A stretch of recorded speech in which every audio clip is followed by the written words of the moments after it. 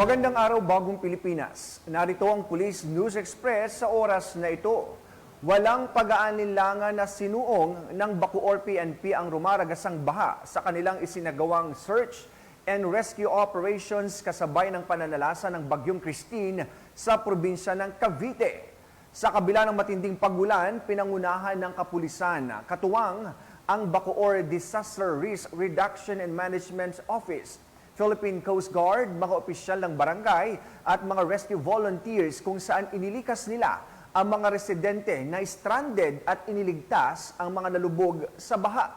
Tuloy-tuloy naman ang isinasagawang rescue operations ng Bacoor PNP kasamang iba pang ahensya at mga volunteer upang mailikas pa ang mga mamamayan at maihatid sila sa mga evacuation areas.